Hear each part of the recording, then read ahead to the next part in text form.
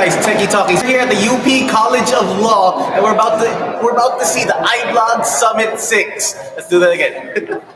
Okay. Hey, what's up, Techie Talkies? Yes, I'm calling you Techie Talkies, you Tech Talk watchers. Anyway, I'm Vince, and we are here at the UP College of Law, and we're about to witness the iBlog Summit number 6. So stay tuned for that.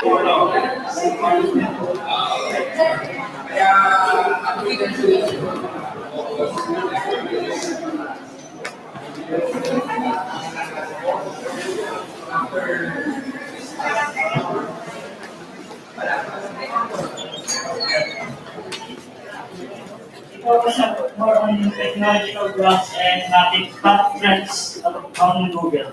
So yun po. Another intro.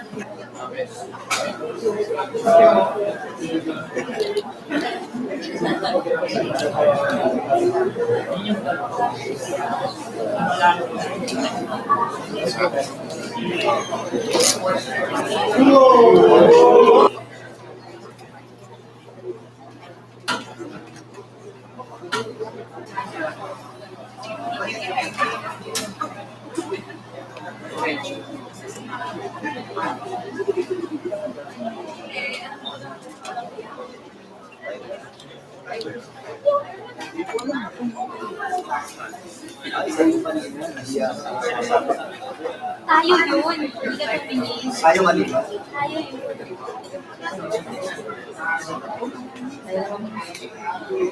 Okay. Ayan yung kanina, di ka tumingin. Ay, naman. Okay na.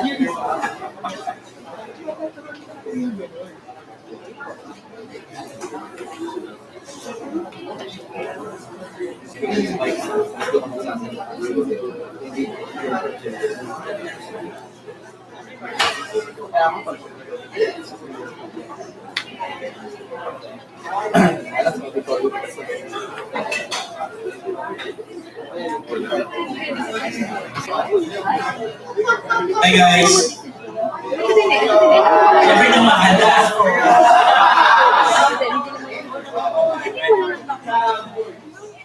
Ratatowski.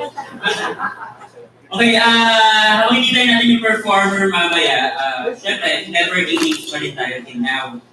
So, there's 3 microphones. Who weren't here in the morning, for those viewers still stopping. And this mic up, I'm Hannah Galeazzi of ThirdCandy.com. You can email me at hannah@thirdcandy.com if you have any more questions, and I'll upload my slides on my blog as well, and on their blog, and on my blog.ph.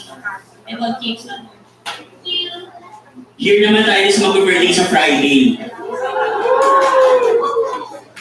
Okay, birthday girl, Irish Mia.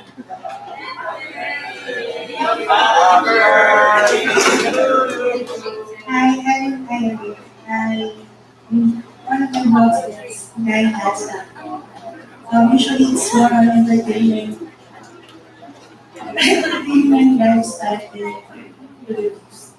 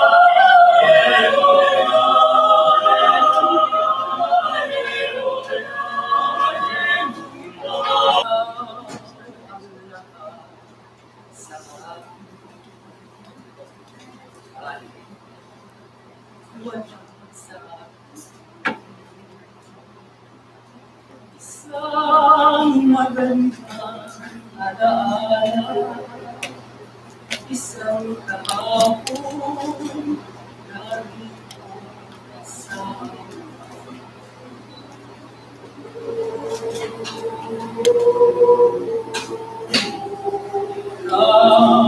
ang sarap sa akin, kahit ikaw daw dapat makita di mo paano ibig ang isang damdamin kung ang sinisigaw ikaw ang lahat sa at kung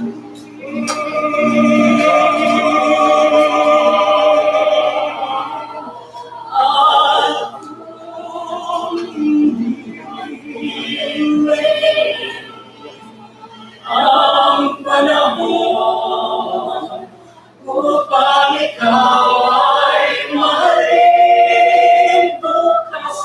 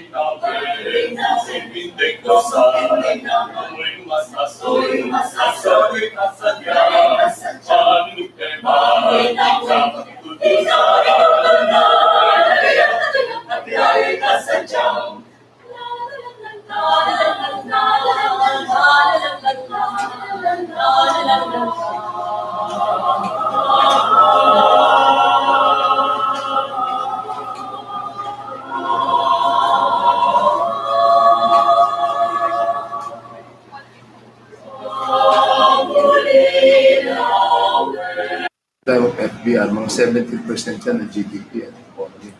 Naging 14% na lang. Now, that loss of 3% represents about 210 to 250 billion pesos.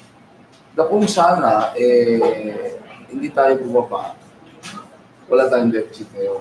Pwede natin dagdagan ng mga budget para sa state colleges. And so now, this is a situation now is bumaba ang koleksyon, wala tayong pagpunta. So, pag may nagsabi na dadagdagan without explaining how, where it will come from, siguro hindi niya alam ang sinasabi niya.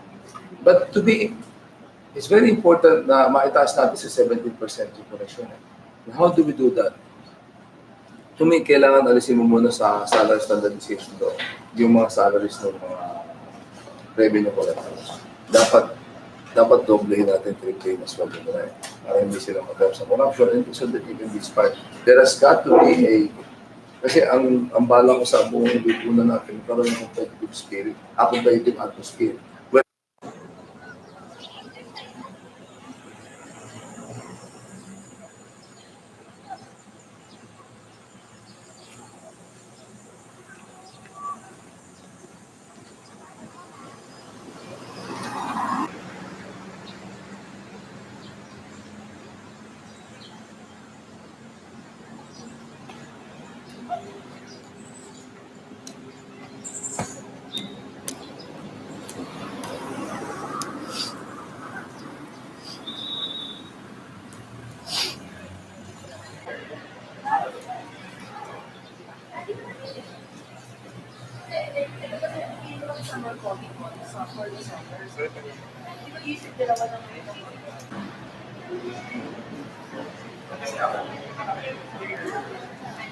They feel that they really think that an honest state that is minus really and they're going to hold them back. So Contest,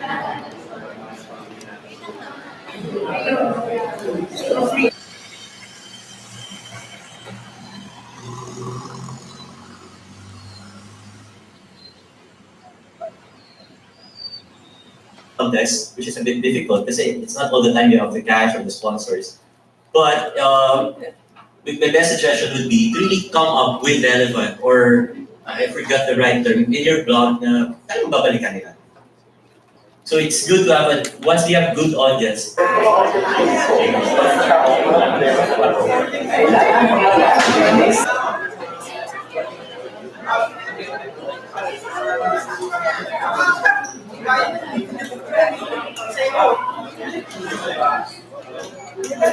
What's up, Tech Talk? We're here with Maro, who's one of the speakers for today's iBlog 6 Summit. Anyway, Maro, why are we here? Why do people come here to iBlog? They come to iBlog because they want to learn about blogging, they want to promote their blogs, they want to share their thoughts on blogging. Awesome. And why are you here? What are you speaking about? I talked about political blogging in general, social media, and why it is going there, but it is not yet there. I'm just basically giving bloggers a pep talk on how to make it better. Hey, can you give us one or two quick points from your presentation? Points. Number one, relevance. Okay. People try to be relevant, but it becomes easy for them to forget about the issues of the past, negate the issues of the present, what they are. So it's important for bloggers in general to act like historians, Okay. to be the custodians of history, to be the stewards of it, more than just jumping on every issue that they can possibly react to. Okay. And that's just about it. Well, 2016, day of social media. 2016. 2016 elections, there's the social media, really important. So now we have to really brace ourselves. Awesome. Well, if people want to read more about what you do and your opinions on things, where can they go? www.narrowcaring.com. Narrowcairn.com. Yep. Awesome. Well, yeah, please do follow him and check out his blog. One of my favorite political opinion bloggers here in the Philippines. But also come back, next year to the next iBlog Summit where you'll learn more about blogging, the internet, and all that other geeky stuff. Anyway, this is Tech Talk. Siya kaya makalimutin. That actually, I've learned how to actually present myself with my blog.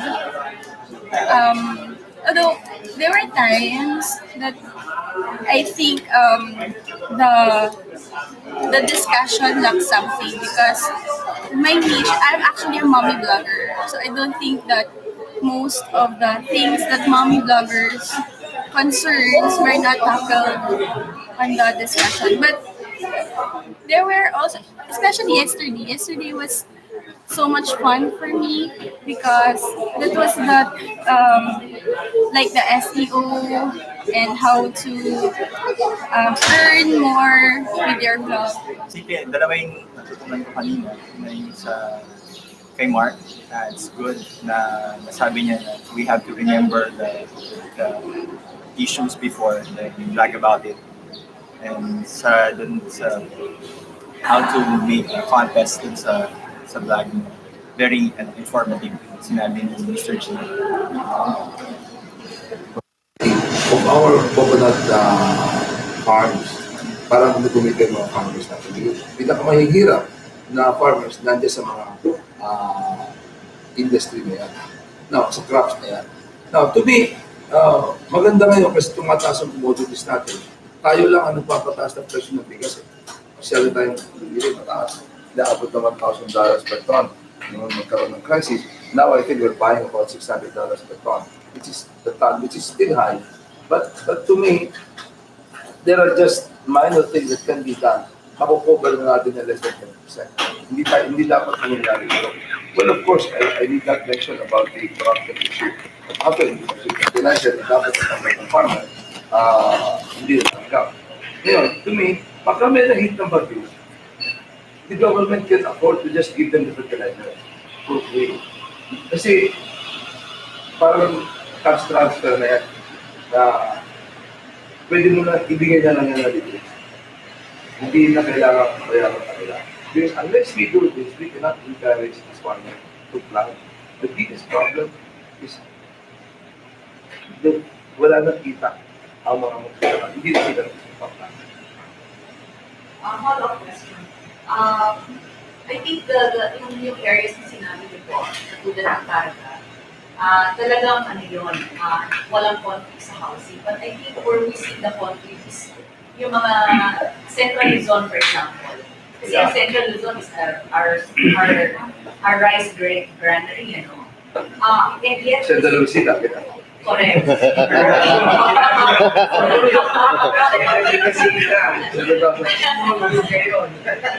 Kasi ang Central Luzon po, napakalapit sa Metro Manila. And ang Metro Manila, lumalawak na eh. It's already moving already outside. So the incentive really of a lot of the farmers who used to plant in Central Luzon is really to sell out to the commercial. So well, ang tingin ko naman, pwede din ang wala. I don't see any conflict. Sa tingin ko kasi, pag tinignan mo yung lugar, ikaw, pag tinignan mo sa percentage of, for example, 3.7 billion ang backwell natin sa bahay. Saan mo sila ilalagay? Ako kasi squatter ako ng dati. Naramdaman ko rin yung walang bahay. Kaya, saan mo ilalagay yan? Hindi mo na pwedeng tapo na lang yan. And, ilalagay ng bahay. And that is not to be a good program. And we are not in the most housing. But to me, this can be done systematically. There are some countries that have fewer land areas. But proper zoning is the answer. Kailangan ng proper zoning. Kasi ano nangyayari dahil sa poverty, nagpupuntahan na sa Metro Manila. The bulk of the economy is in Metro Manila. That is why all the areas near Metro Manila ang nagkakaroon ng ganang problems. For example, in problems like Big Boss, wala naman ganang problema. But it's all in Metro Manila because the entire economy natin are in Metro Manila and Regions 3 and 4. Regions 3 and 4 because they are adjacent to Metro Manila. And this is because of poverty. Wala silang makain ng pupunta lang sa Manila. And this is causing all of these problems. We must develop the countryside so that they will not have to go to Manila and add to the mess that we're having right now. We now have a big organization problem in Metro Manila. Hindi kaya ng sistema ng Metro Manila ito na kailangan ito. Na nagpupuntahan lahat. Kaya nagkakaroon ng sprawl. But even the sprawl is marami sa ating mga local officials kasi are not trained na urban planner. Kaya ang gulo, when I look at the planning done in, yes, in some parts of Central Luzon, chaotic Southern Luzon yun. Mas madali pa sa Southern Luzon kaysa sa Central Luzon. But with proper planning, all of this can be done. With the proper zoning, proper planning, you can accommodate all of these things. Some sectors need not be sacrificed for the other sectors. Like we can eat while having home. We cannot adopt a policy na the only way we can eat is wala kayong bahay. There is no conflict between these two. Proper planning, proper implementation of this can address this problem. If you look at the statistics, you will see that kaya naman sa statistics, hindi lamang maayos yung parang nagiging chaotic sila. Kasi kulang tayo ng kalye na pag tingnan mo sa air, malaki pa yung lupa sa likod, pero nasisiksikan dito. Nasisiksikan sila sa iba. Because nandito lahat ng trabaho. If we succeed, and this should be a program of the next president, whoever he is or she is, but dapat i-push mo ang development sa countryside so that para ma-ease natin yung problema ng urbanization, the greater Metro Manila. In itself, it is a huge problem that must be addressed. The poverty, especially sa mga Islamic countries sa Metro Manila, nakakaawa ng mga.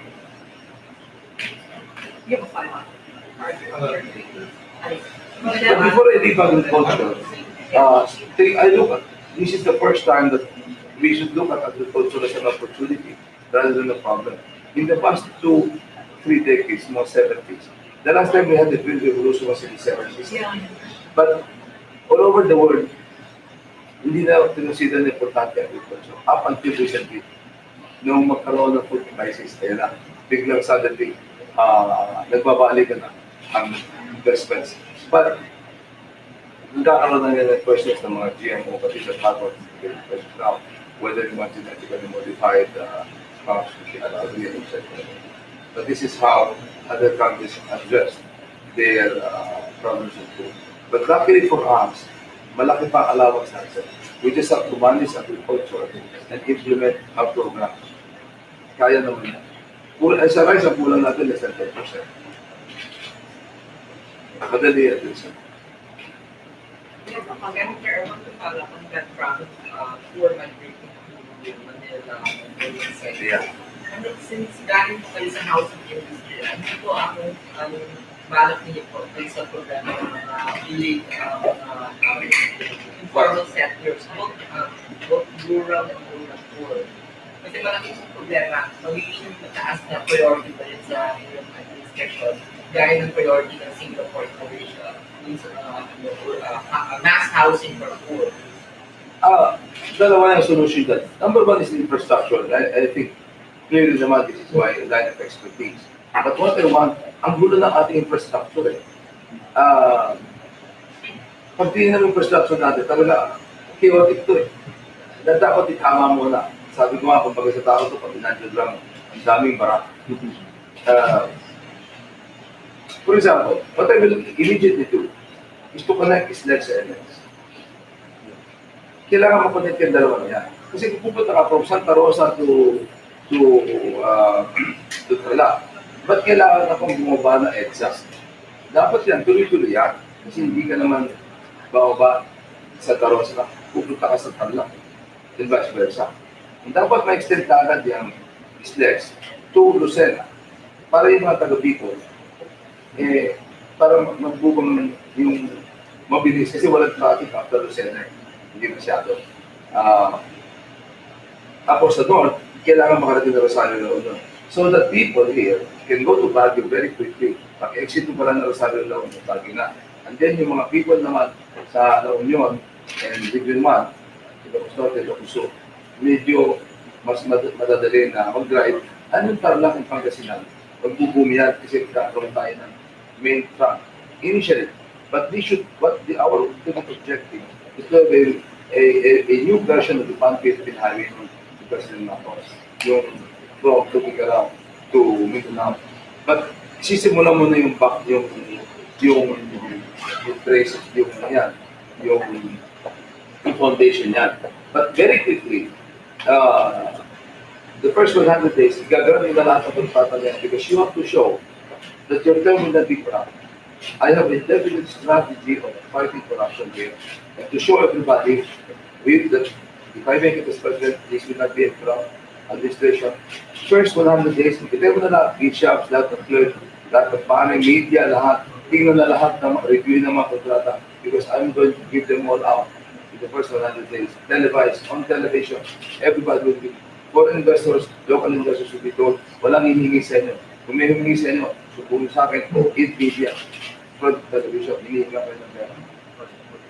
Now, once these contracts are given out, but the second magandang bagay doon, in the next 5 years, mabilis ka agad. Ang action, kailangan kasi masolve natin yung infrastructure. To answer to your question. Kasi kung mag-infrastructure yan, parang barado kasi, tubig eh, barado eh. Kailangan mag-flow ang water doon. Kailangan yung mga taga rito pupunta sa Baguio, pupunta sa Pagudpol, the beaches, pupunta sa Camarines Sur, Camarines Norte, pupunta sa Albay, para mag-developin sila sa tourism, sa jobs. Yung mga output dito sa people can reach Manila very quickly. Pag sakay mo sa SLEX, dapat merong exit sa Port of Manila, may exit sa Makati Commercial. So that those, para magamit ng flood airbags, pag lalo mo sa flood, sakay ka ng tourist bus, ang baba ng Makati Commercial lang. Mabilis. Hindi ka tababa ng EDSA, ng traffic, etc. Dapat para sa abroad yung infrastructure, walang barak. Imagine mo yung after yung tao, walang barak dapat. Pati yung, another problem, the exit. Ang exits naman, minsan meron maganda yung expressway, barado yung mga exits. Yung leading to and fro, the expressway. Dapat lululong mo yan, hindi naman mahal yun. konti luwag lang. But at least dapat walang bara. The idea is walang bara. So that there will be a clear flow of commerce and tourism. Pag nagawa mo yan, ma-increase mo yung local and foreign tourism in other areas. Ngayon, magkakaroon ng trabaho doon. And then, gaganda ikita ng mga farmers and yung mga manufacturers. Kasi, mas mumura yung transport cost. Yung product from Bicol or from products from Bicol can immediately be delivered to Port of Manila or shipment to Visayas Mindanao and vice versa. Para pagdala naman sa Visayas Mindanao sa Port of Manila, madi-deliver agad. Kasi, mura lang. Kasi, sasakay mo sa truck, pagbaba mo nandun na eh. Is it expensive? Is it legit? Eh kasi sabi ko kanina, maganda din naman yung marunong na mag-manage. Kasi, sa management, sa private sector, we are trained to think na pag meron kang plano, paano mo gagawin yan? Ganun kagawin pa nung sa kapukuha ng pera. I mean, unlike in the government sector, you can just continue proposing to them, hindi ka naman magpapaliwanag kung paano mo gagawin. Pero sa private sector, kung nag-propose ka na may balak kang gawin, ang tanong, paano yung pondo yan? Paano ma-easily yan? Now, to me, BOT naman, build operate transfer. You would just be giving yung counterpart. Kaya yan, it doesn't even form part of the budget. Kasi, build operate transfer. May bayad naman, we're talking about may tollway. Bayad. Mabilis. Kaya nagtatanggol dyan. May marami kasi humihingi sa mga investors ng pera. Pero kung walang hihingi sa kanila, maraming papasok sa atin. We need investments. Because we have to create jobs. And there are several reasons why I want this done quickly. One is, of course, para in the whole 6 years, marami kang magawang infrastructure, ma-unclog mo yung barara. Pangalawa, ma-increase mo yung income, tourism, etc. Focus. Ma-increase natin. Pangatlo, mag-create ka agad ang trabaho. Kasi kung magsisimula na yan, ang construction is very labor intensive. Kaya, mag-ahit agad yan doon. We need to increase employment natin. Marami na parang yan. So we have got to address this. One way of jump-starting this is to immediately give out this product. Nag-BOT naman. So hindi kailangan, it is not in conflict with the fact that you have a problem with the deficit. Kasi pag upo ng presidente ito, sasalubungin na sa akin ng 300 billion peso na utang na kailangan gulungin niya. Kaya, the more difficult question is, how are you going to do this nang paano magagawa lahat ito sinasabi natin, yung question, nang may 300 billion ang deficit. Kaya naman. Kaya sasabi ko, kailangan marunong din yung driver. May follow-up question, I think, tanong na lang natin. May isang nasa Twitter ngayon, one of our vloggers, Kokoy.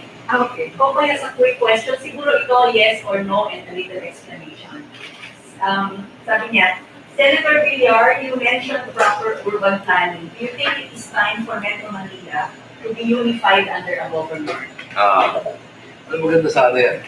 Yung concept niya maganda, kaya lang malaki gulo. But yes, no, but it will require a constitutional, pero sa akin, there has to be much closer coordination. Kasi kailangan. Short of that, I agree with that suggestion. If only it can be done.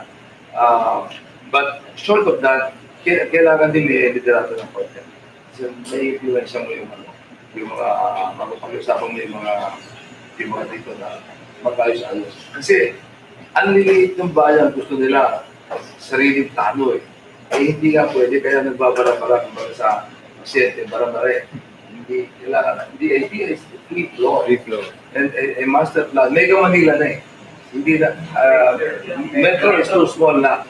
There's got to be Mega Manila na from Metro Manila plus all the way to maybe up to Malolos, and south up to Calamba, Tagaytay, and east up to Antipolo. It's a Mega Manila plan. Pero kailangan yan. That's a very good question. In reality, as a urban planner, kailangan dito na sa drainage. It's a big mess. Yeah, it's a big mess. Hindi natin ginawa kasi yung gumagawa tayo ng master plan na maganda yung plano ng Pilipinas. Yung C5, ini-issue sa akin yan. But C5 was done by the American architect after the war. Yun yung Circumferential Road 1, C2, Circumferential Road 3, Circumferential Road 4, 5, 6, 7. Hindi na tayo natapos sa 5, dapat nasa 7 na tayo. Kasi hindi matatapos with the kind of people na bawat gumalaw ka, binibira ka. But I'm telling you right now, I've explained my part here. I did not take a single peso on C5. To me, it's a very good project. It's a project that benefited 6 million people. It is now being used by all of the people of Cavite, Las Piñas, Paranaque, and the Dalayones. But we need more roads. And pinaliwanag ko na pinaliwanag. Pagod na ako paliwanag sa C5. Minsan ba't hindi kayo sumasagot? Ay, naku naman, meron akong brochure, meron ako sa website, pa-interview lang ako kay Boy Abunda. Ang dami ko nang ginawa lahat dyan. But I still hear you, hindi kayo sumasagot. Eh, hindi ako napapagod na. Baka lang hindi ako nakikinig. But hindi kayo nakikinig. Mahirap naman talaga pag kayo makinig. Kasi sinasabi ko naman na wala akong ginawa dyan pera, piso, maski piso. And I'm very proud of that project. We need more projects like this. For example, yung C5, yung SCTEX. Dumaan din yung sa center ng SCTEX. Ganun pa rin din. Laki-laki pa rin dinaan, 7,000 pesos. But dumaan eh. But how come wala nag-release ng issue niyo? C5 issue. Ay, hindi lang dinaan sa 6,000 square meter. 7,000 na ito, 6,000 na ito. Did I say everything? No? We can move on to the Rochelle for your question.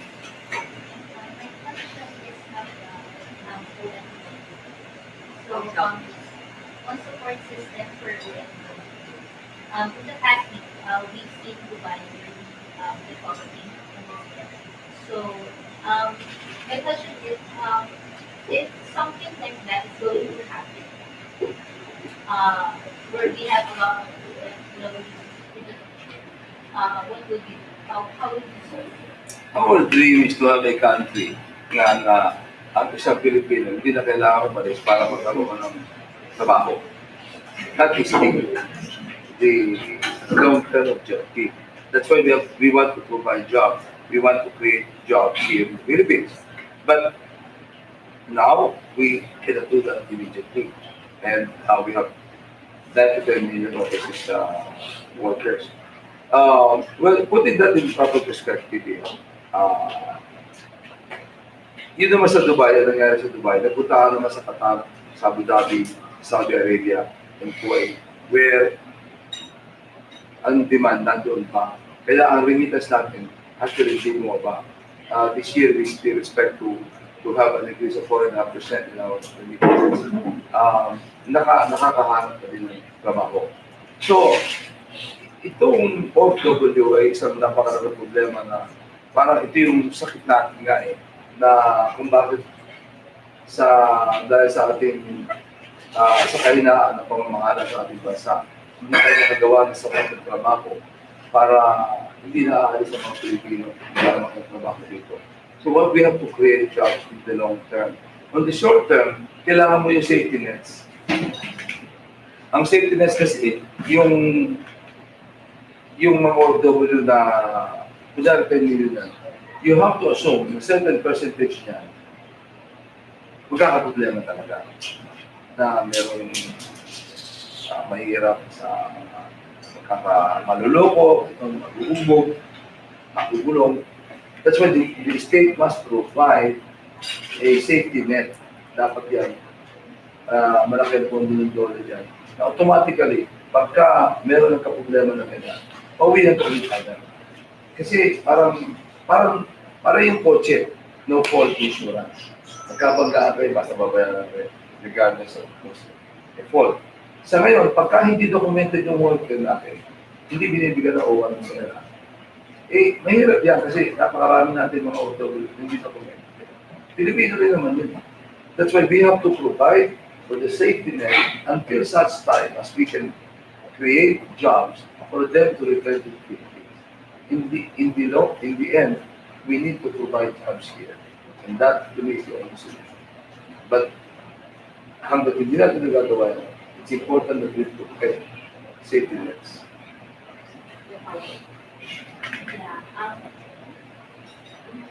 What if it happens? For example, with your friend, and then a country is better and we have thousands of students.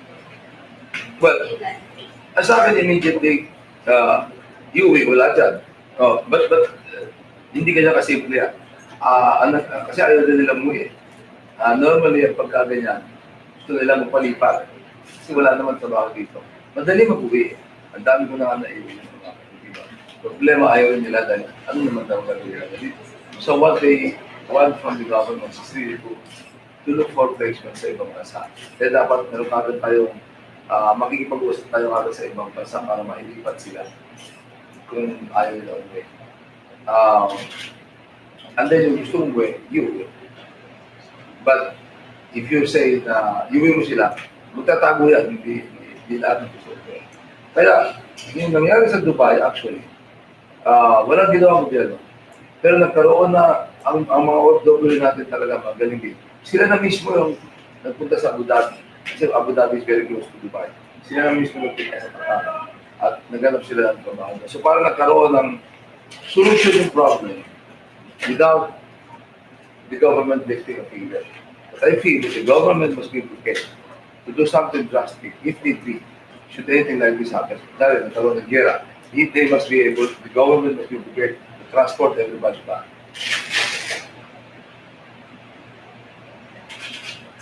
I have a follow-up question.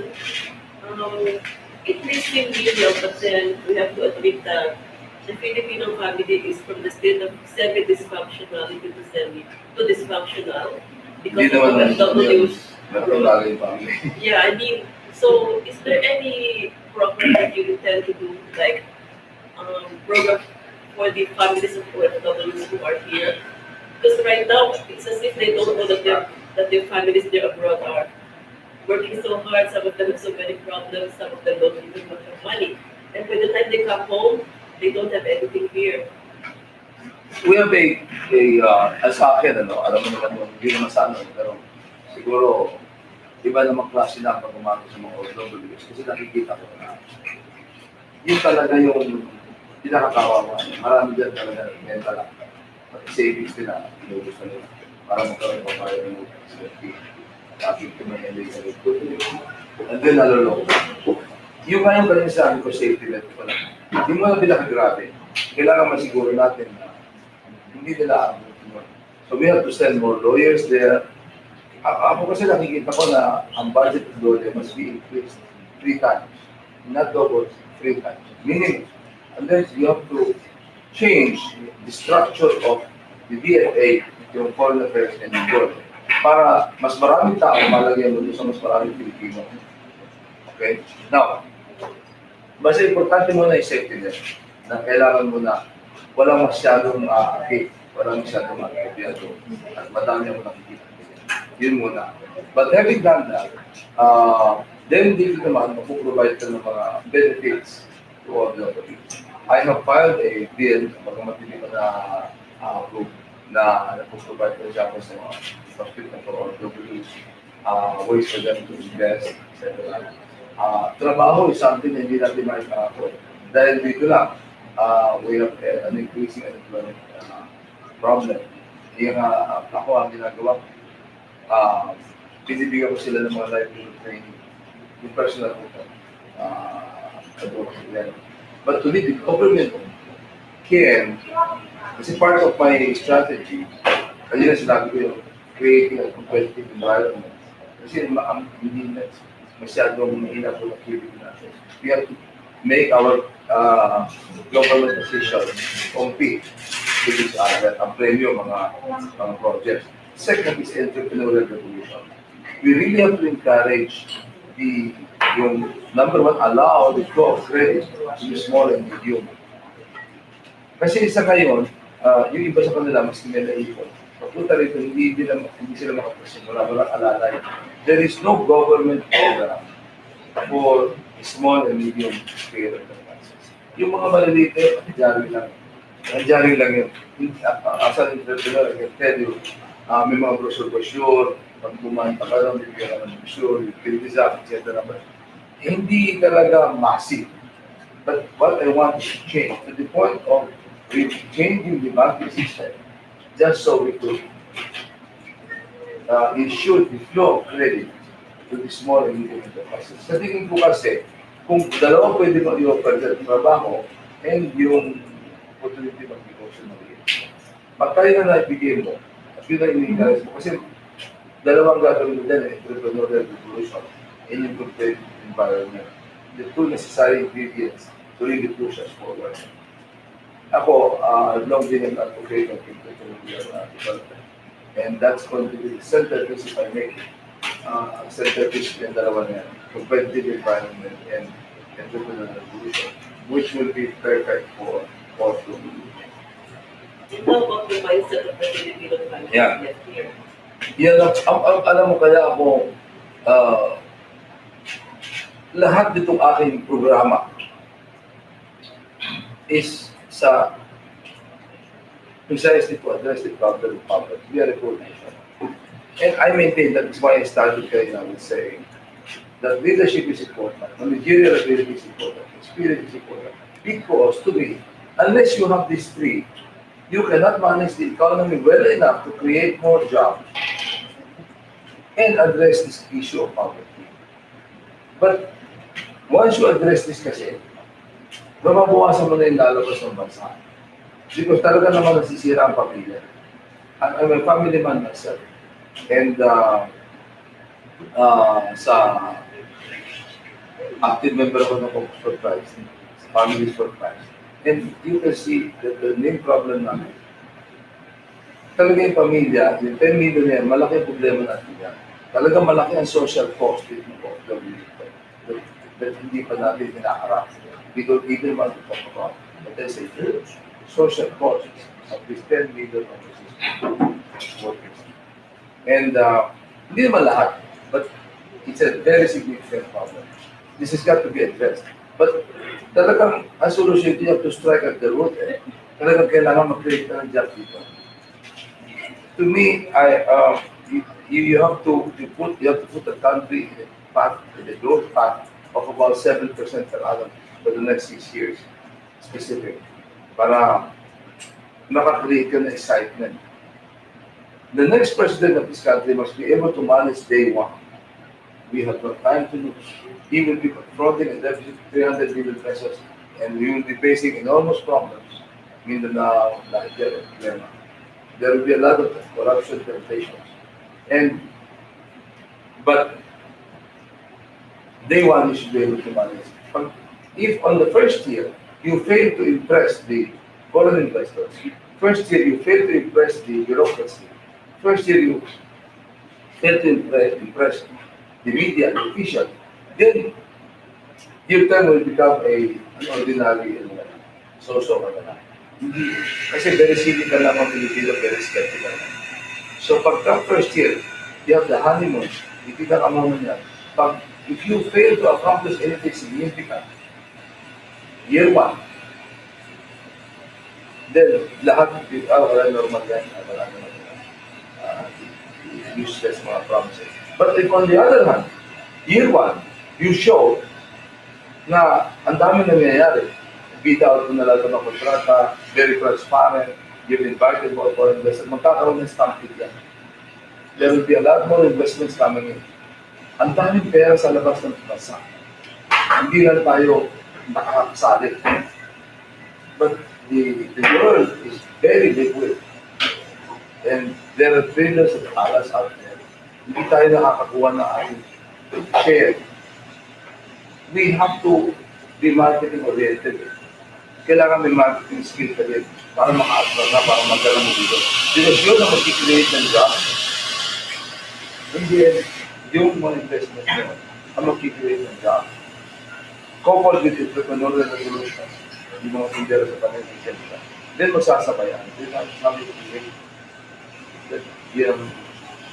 that's how you start the solution to this problem. But if you fail in the first year, malamang yung buong 6 years mo, you fail. Eh, importante yung wala nang time for OJT eh, on the just training. You have to hit the ground running. Anybody will follow up to this? Are you President Villar. Marami na ako president. You look like a president. You already look like a president. I mean, Senator Villar, seriously, as a future president of our country, napakabigat ng inyong responsibilidad para patakbuhin ang ating bansa. At alam ko na may hihirapan ng sino mang presidente na uupo sa susunod na taon. Ang tanong ko lang po, first muna, at siguro pinag-aralan niyo na po yung mga programa ng mga predecessors ninyo. Napalagay po ninyo, sino po yung sa mga predecessors ninyo yung may pinakamagandang ginawa sa ating bansa or sa tingin nyo yung gusto nyo i-emulate at bakit po? Hindi ako mahilig kasi nagagaya ako eh. No, I mean, tumingin sa kung meron na tayo naging magaling ng presidente, hindi tayo ganito ngayon. Ano pa ini? Kaya tayo ganito ngayon. Siguro hindi pa tayo nagkakaroon. Well, to be fair, some of the former presidents were good. Unfortunately, the problems are so huge, so numerous, that even a good president may not be enough. You have to aspire to be a great president.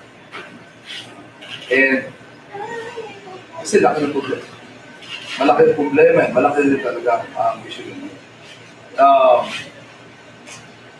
We cannot underestimate the importance of competence.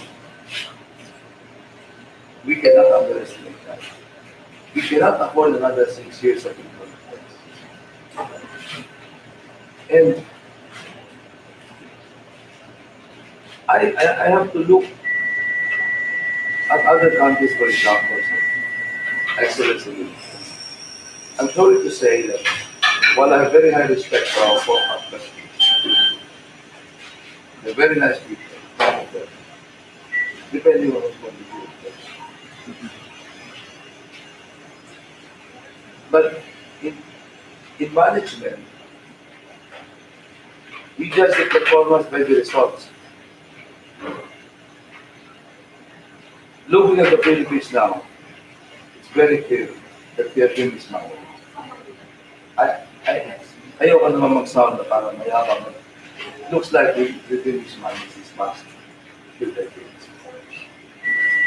The next president should be willing to be compared with the other presidents. He should be prepared to be compared with the president of Vietnam, Thailand, Japan, China, etc.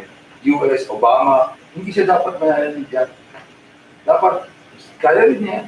So, okay, contest ka ako. Contest ka din. You can compare me with these people. You can compare me with Obama. You can compare me with Hu Jintao. Kung sino man yan. Okay lang. Because you cannot create a competitive environment if the president is not willing to compete. We have not had a president, for example, that has been a competent in the field of management. And even our, with due respect to our GMA, for example, she has not had a material experience before she became president. Second question ko po sa mga Mindanao. Are you ready to crack down on these powerful families? Yung problema ng Mindanao, literado yan. Hindi nangyayari yan kung Mindanao. So are you ready to crack down all these dynasties and powerful families like those families in Mindanao? What we're seeing in Mindanao, it is a sign, parang, it's a picture of weakness. And this is happening because precisely weak leadership. Sa Mindanao, kailangan, alam mo muna yung problema. Kaya, Dumadami kasi yung mga warlords kasi mahina ang armed forces. Ang armed forces natin, matatapang. Magaling. Bilib ako. But you and I know na kailangan mo na ng better equipment. Kailangan mo na ng higher utilization. Kailangan mo na ng maayos na need more. To me, when you improve the AFP has a lot of problems. You're improving it precisely to avoid bloodshed. You will have to be expanding, you will have to expand the AFP precisely to avoid bloodshed. So that sila, kaya mo pag sinabi mo, disarmahan lahat ng warlord, kaya mo gawin yan. Sinasabi ko nga na, madali magsabi, disarmahan mo lahat. Sasagutin mo muna yung tanong, kaya mo ba? Kaya na yan. Kaya mo yan. I'm just telling you, in fact, hindi mo naman dapat sinasabi yan. But to me naman sinasabi ko, have you demonstrated in the past leadership quality? Kasi hindi naman pwedeng, o sige, pag ako tayo, magiging leader na. Hindi ganun. And you're 50 already, you must have demonstrated already leadership qualities. Dapat nakita na yan. Parang integrity. Non-virtual po kasi masyado yung clan. But to be fair, hindi naman basta isamahan mo, but you must also consider kung kalagayan ng mga kababayan natin doon, Muslims and Christians alike. They really have a door sa human development index there to the West. Kailangan talaga maayangan natin ng buhay naman ng mga tao doon. Ang baba ng literacy rate, ang daming walang trabaho, ang daming mahihirap doon. The poverty level is extremely high. We've got to address that. In other words, it has to be a cocktail of solution. Hindi naman para kang siga na dahil. No, it's not that. It has to be a totality of yung approach mo. Has to be a cocktail and has to be comprehensive. As you improve the economic conditions, you strengthen the AFP. But to continue the peace process, hindi pwede yung Malaysia mag-referee because pag sila nag-referee, may vested interest sila na we are not going to dapat yung independent. Pagka still, but kailangan pa sila merong foreign country, no? But to me, the peace process must continue. But at the same time, you must strengthen the AFP. At the same time, you must raise the standard of living in that area. Pinakamahirap na region, alam mo, the lowest literacy rate, the highest incidence of poverty. That is unacceptable. So sabay-sabay mong gagawin yan. It has to be a comprehensive approach. So, kinontrol din yung legal impact. Pwede naman pag-reference sa alam mo, meron naman yan eh. Parang gamutin. Ang antibiotics, hindi pwede ibigay. Ang antibiotics, kailangan kumpleto ang dosage. Okay, in follow-up to that question, to that answer, sir, let's say in your By the way, years, having said this, please do not think the problem in Mindanao can be solved with. You will improve the peace and order, but the problem of Mindanao is something that is far more serious. You cannot remove the religious aspect. So, hindi ako nasasabi na, look, for several hundred years, that problem, it is not going to be solved. You cannot solve it in 6 years. Parang diabetes yan. Minamanage mo lang yan. Minamanage mo yan. So that there will be any bloodshed, so that the living conditions will improve, so that there will be less away. But the problem will take a long time to solve. Pero at least, yung mga tao hindi nagigirap habang hinihintay natin. so you just say that dapat complete yung dosage. Let's say it's 6 years, hindi ka complete yung dosage. Will you buy for, let's say, governor or congressman or monthly so that you can continue whatever? Kung di mo na nagawa as president, kung nagawa ang congressman. I mean, by the way, to be fair about it, I'm not guaranteeing anything. I'm just saying, on the basis of what I've done, I have the highest probability of success. But even I cannot guarantee 100%. Basically, your track record. Number one ako kasi na for sure. I cannot say that. I'm just saying that on the basis of my track record. Pero, and talagang gagawin ko naman magagawa ko. Pero, hindi ko masasabi mo. In follow up to that, under what circumstances will you file martial law? Alam mo yung martial law naman, dalawa lang yan, rebellion, invasion. Wala na mag-invade sa atin. Sala ka ng problema natin. Sa atin. Kung bigyan sila ng invading nila, siguro tayo. So wala naman ang rebellion, on the other hand, if kung may rebellion. But massacre is not a rebellion. Massacre, maski marami na massacre, it's not rebellion. Yeah. Iba yan. Ang rebellion is an attempt to overthrow it. Yes. So not murder. Murder, by the way, ayaw natin yan. Pero, hindi yan kailangan martial law. That is simply a police problem. What would you have done if it were you? Pwede mo naman gawin yung ginawa ng wala martial law. Sa tingin ko yung martial law na deklarasyon is a test. And in fact, ang problema ko doon sa ganun, my problem with the declaration of martial law is that we have established a precedent that is very dangerous. Maliwanag ng Constitution yan, invasion or rebellion. Now, massacre. Nasama na. Wala sa Constitution yung massacre. Rebellion lang, invasion. But now, it has happened, nangyari na, wala namang mahal. Therefore, may precedent na. That may be used eventually. Yeah. So what can be done for, just follow up, what can be done in terms of this style of GMAs of urong sulong? Isa urong sulong sa tingin ko, hindi urong sulong yun. Talaga, na-establish ng precedent. No, but before it could be ruled upon by the Supreme Court, binawi niya. So in other words, she's testing the boundaries of the law. Oo, parating naman niya. And when I was Senate President, tinitest niya talaga. Remember, we went to Supreme Court 7 times. Ang problema lang sa system natin kasi, ang justices are appointed by the President. And she was there for 9 years. Assuming she ends in May, June 2010.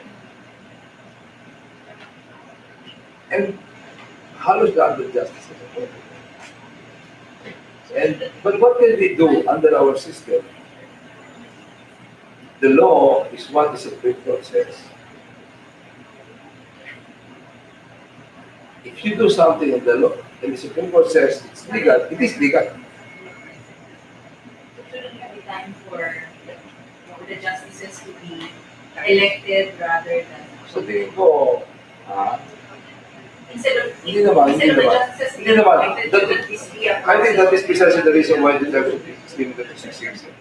Because kung 6 years lang yan, hindi naman mangyayari ikaw mag-apon lahat. By normal lang. Kaya lang nangyari ito kasi 9 years siya. Masyadong matagal. Pero kung 6 years lang siya, hindi naman dumating yung point na siya lahat. But it's a tough because you are now questioning the entire system. The system is, in fact, the president has taken over the power of the purse. Has taken it away from Congress. Siya na ngayon ang decide kung ano po kung ano. That used to be the prerogative of Congress. Yes, sir. Okay, we have 4 more questions here. We start with Dean, and then Dean, and then Anton, and then... Sir, my question has to do with climate change. Ngayon po, UN and is really worldwide Congress Copenhagen. climate change in Copenhagen. With your emphasis on a competitive entrepreneurial economy, saan po pumapasok? Again. Diba, ang emphasis po kanina is Emphasis. competitive economy, Okay. global economy, an entrepreneurial economy. Paano po naman papasok ang climate change dito sa plan? And yung climate change yun, ano po yung policies na po dito na compatible ba naman po sa programa natin na umusta ng ating ekonomiya? Alam mo, there should be no inconsistency. Like, kung may inconsistency, but Europe developed or US developed. Pero, but to be fair, with us, ang may kasalanan sa global warming problem, iyan mga yan, hindi tayo. Tayo ang biktima. Kasi tumataas yung tubig natin, tayo yung nasasakot. Pero ang nag-cause niyan, ang Amerika, ang China, ang Europe, between the three of them, 55% ng ating sila ang focus ng 55% natin. In fact, insignificant na effect natin sa global warming. Sumasama lang tayo because we want to deliver a message na kung kami nga wala masyadong contribution sa global warming, nagko-cooperate. Dapat, nag-cooperate kayo. Yung mga, kasi pag hindi nag-cooperate China at US, maski na mag-silo tayo dito sa Pilipinas, wala kayo. But having said that, marami tayong pwede gawin dito. For example, mga planting of trees. Ako, I have never claimed to be environmentalist, but I have planted more than 1 million trees in my lifetime. Ngayon, more than, nagbibilang ako kasi. I started this 30 years ago. But today, I have planted 1.1. I did plant it. To be fair, marami sa projects ko, sa Las Piñas, nurseries that we visited the convention ng mga trees. But, yung other rate of reforestation, for example, 177, yung at this rate of reforestation, 177 is bago natin maibalik sa level ng forest cover natin ng 1930s, 1910s. Now, we have to accelerate the reforestation. And at least yung forest cover natin may nasabi ng content.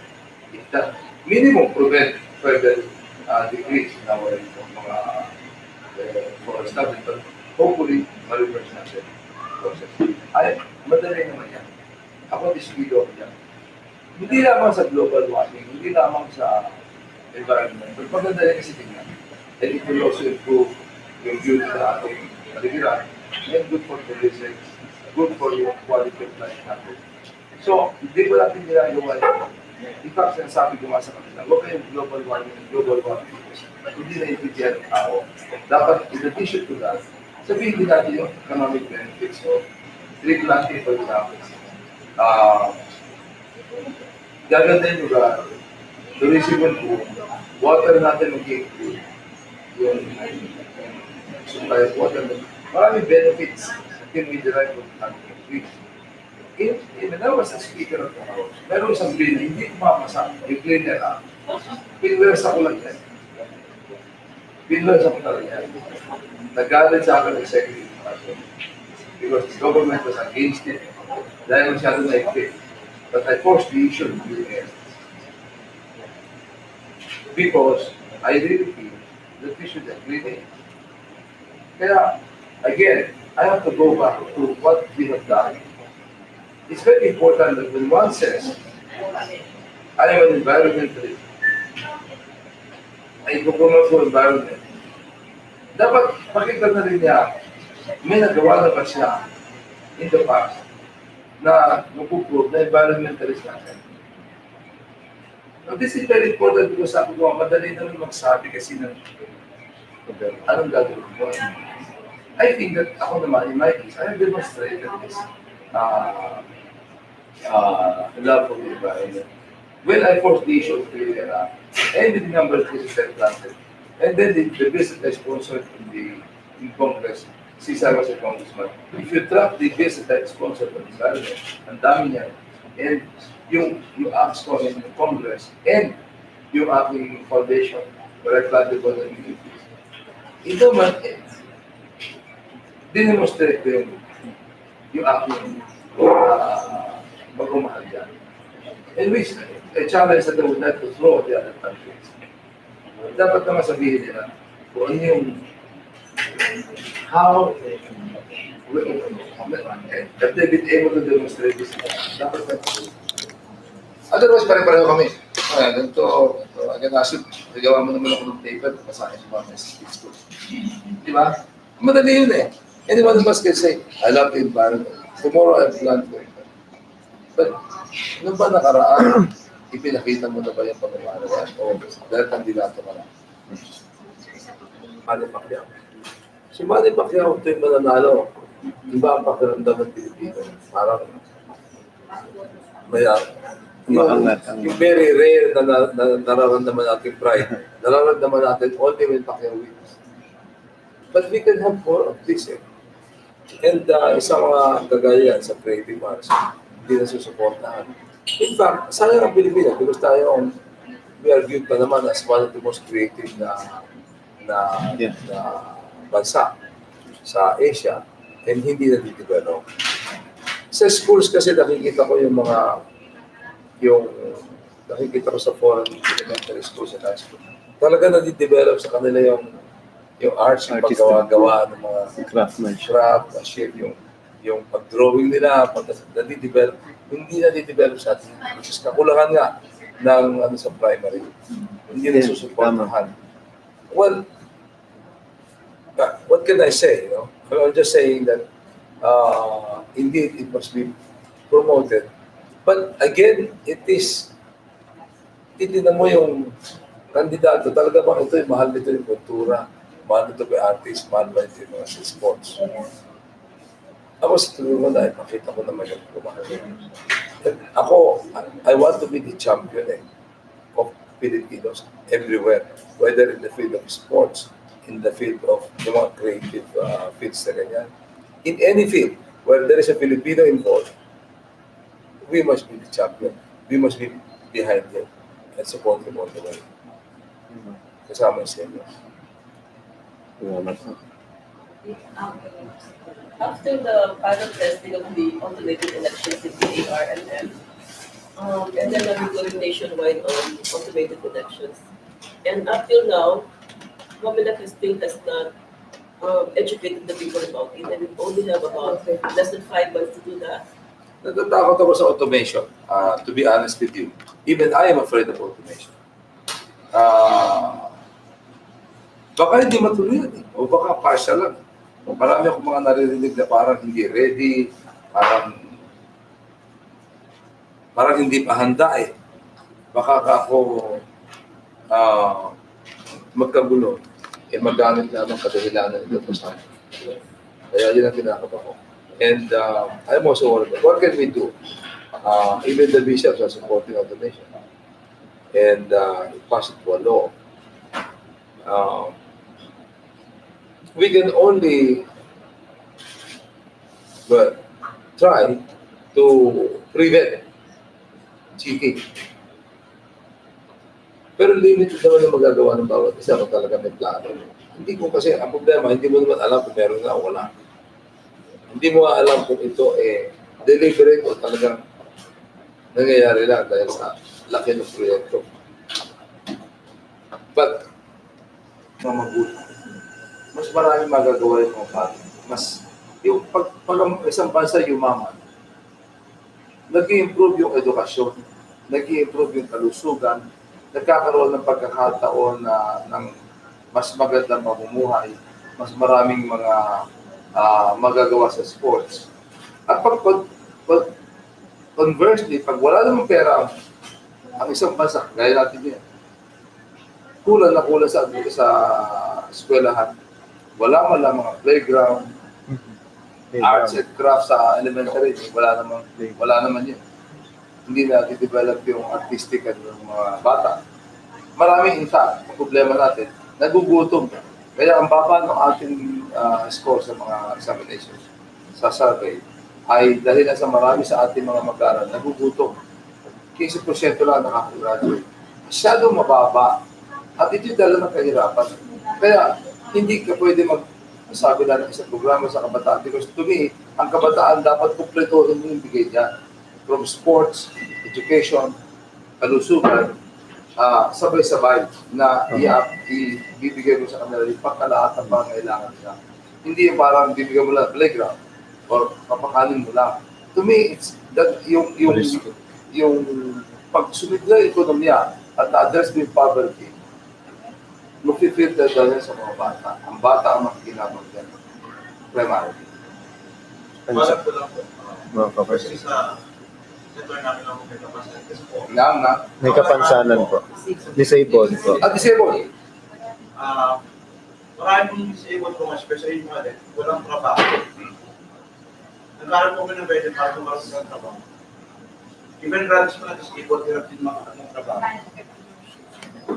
So, diyan special program yan. When you have an entrepreneurial program, dapat mayroong special program para dyan.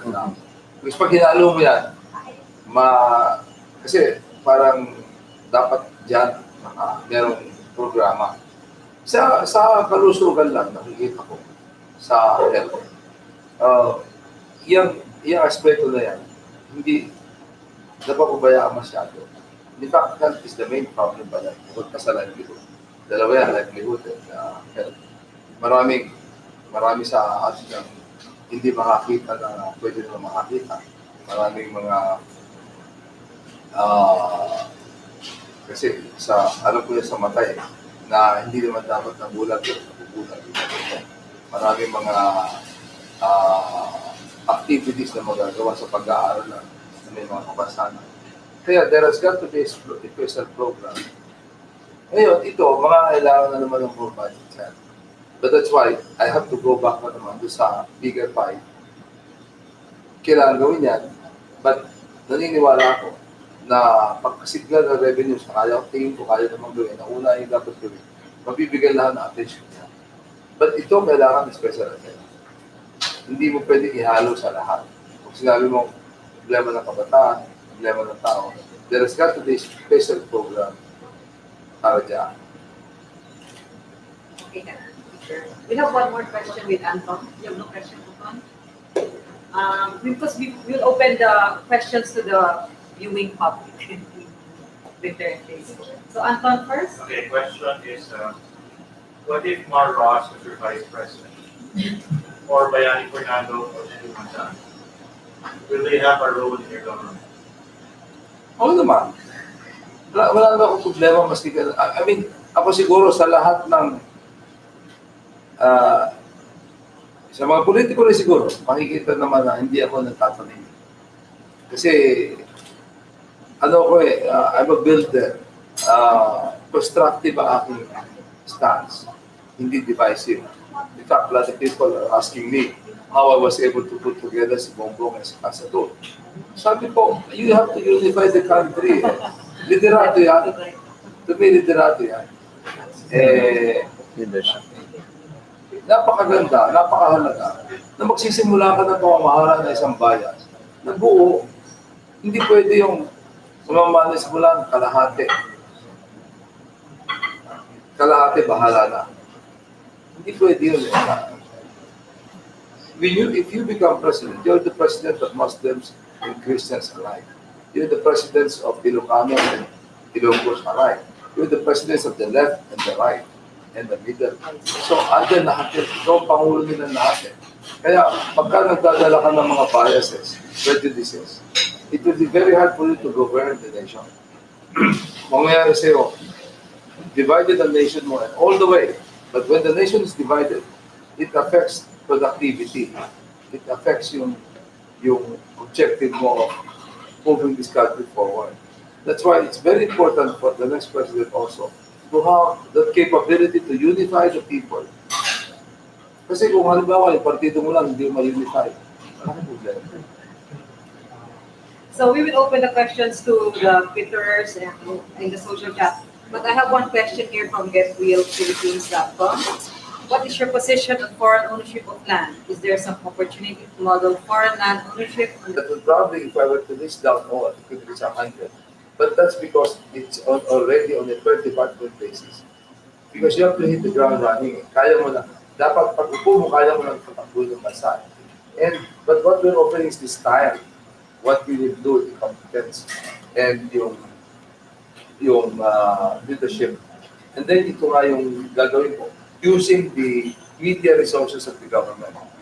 There's a media, the TV station, the radio, to change the mindset of our people to become more entrepreneurial, and to become more competitive. Sabayan yan, to share managing. Key, however, is the increase in revenues. That's key. Kaya kailangan talaga personally i-handle ko yan para tumaas sa revenue. I want to go back to the 17% of FBR during its time and hopefully to go beyond that up to 18%. That will give us more flexibility in doing our plans in education, fulfilling our plans in education, health, and other social services.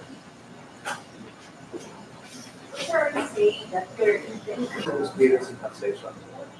And ang tingin ko kasi ito lang ang dalawang area right now. That's going to be accepted there. Kasi wala namang side effects on the day. Rationalize the business. because what the budget you're working on for 20 is I was chairman really of, active. I've been chairman of the budget for 5 years. The problem with our budget process is that It's always inactive. even if it is not really enacted, ginagawa ng budget yung budget, hindi na rin nakaraan, plus 3%. The budget has never been used to finance a strategy in an economic, yung parang finance an economic program. Kasi nga, right now, as much as 23% of our budget goes to salaries na. And about a little less than 20% goes to debt service. So between salaries and debt services, and then local government budgets, halos wala na nakitira. And the flexibility is very limited unless you're able to increase it right now. It is a disappearance. What's that thing? To me, it's a signal. The president may give signals na pwede yan, hindi pwede yun. I'm against, and that is why ako, kay Pelacasa Toto, na, and maski hindi sila kasa, no government should allow killings.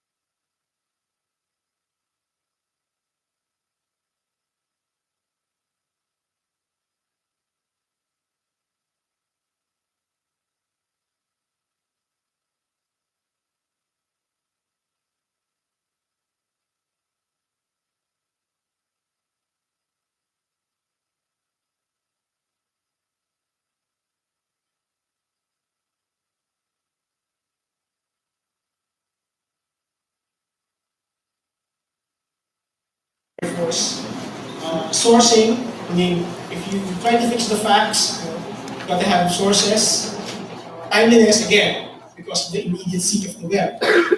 And tone, respond to the tone that reflects highly on able to present information as accurately as possible. To inform people about it, your community, instead of your followers logging on to the internet, going to your site, looking, searching and searching. Now they have an option to get it delivered on their mobile phones.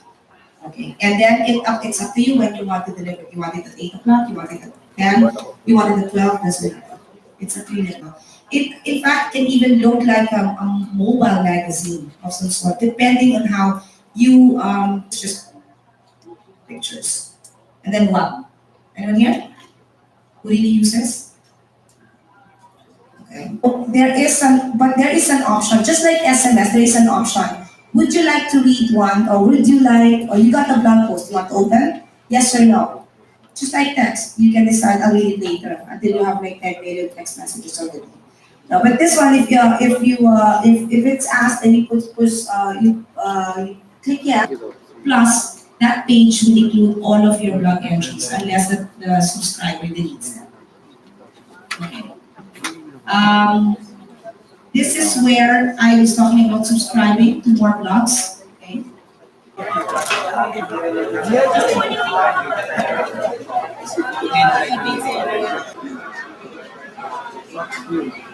Wala. Kanina end of tape. Ubus na ba yun? 360 pa.